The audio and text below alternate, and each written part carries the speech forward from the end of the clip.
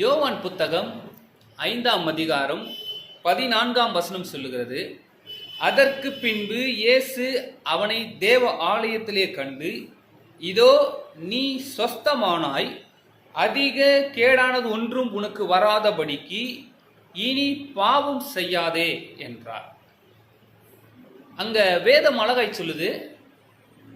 அந்த சம்பவம் இன்றைக்கு அநேகர்களுக்கு தெரியும். அந்த யோவான் புத்தகம் 5ஆம் அதிகாரத்தை முழுமையா வாசிக்கும் பொழுது 38 வருஷமா வியாதிப்பட்டு வியாதியின் படுக்கையிலே மரணத்திற்கு ஏதுவான சூழ்நிலையிலே ஓடிக்கொண்டிருந்த ஒரு மனுஷனுக்காக தேவன் பரலோகத்திலிருந்து இறங்கி வந்தாராம்.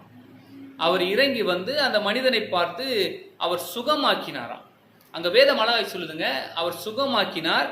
அவன் சுகமானதுக்கு பின்பாக அவன் தேவனுடைய ஆலயத்திற்கு போனானா. அங்க தேவ ஆலயத்திலே ஆண்டவர் இயேசு கிறிஸ்து அவனை பார்த்து ஆண்டவர் அழகாய் சொல்றாரு, நீ சுகமானாய். அப்ப அவனே, நான் நினைக்கிறேன் அவனே அவனுடைய வியாதி சுகமானதை அவன் நம்பலன்னு நினைக்கிறேன். அதனாலதான் ஆண்டவர் இயேசு கிறிஸ்து அங்க அழகா சொல்றாரு, நீ சுகமானாய், இனி பாவம் செய்யாதபடிக்கு உன்னை நீ காத்துக்கொள்ளு அப்படின்னு ஆண்டவர் சொல்றாரு.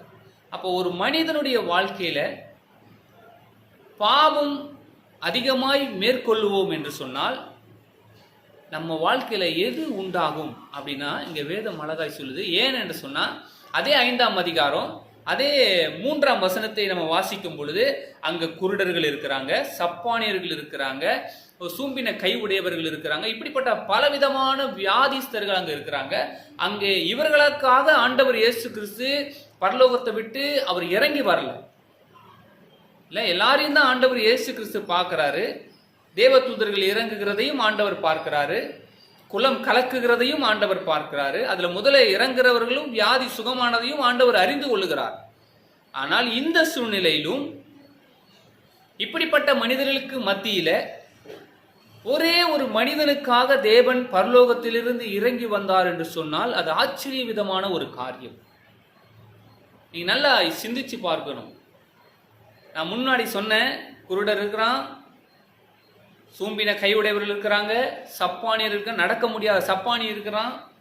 இல்ல, இப்படிப்பட்ட ஏராளமான ஜனங்கள் அங்க இருக்கிறாங்க, வியாதிஸ்தர்கள் இருக்கிறாங்க. இவங்களுக்காக ஆண்டவர் இயேசு கிறிஸ்து வரல, ஒரே ஒரு மனிதனுக்காக ஆண்டவர் இயேசு கிறிஸ்து வந்தாரு. ஏன் என்று சொன்னால் அங்க வேதம் சொல்லுது, ஆண்டவர் சொல்றாரு, நீ இனி பாவம் செய்யாதபடிக்கு உன்னை நீ காத்துக்கொள்ளு. அப்ப அந்த மனுஷன் என்ன செஞ்சிருப்பான், நல்லா சிந்திச்சு பார்க்கணும். கொஞ்சம் நம்ம இமேஜினேஷன் கொஞ்சம் பண்ணி பாருங்களேன் அந்த வசனம்.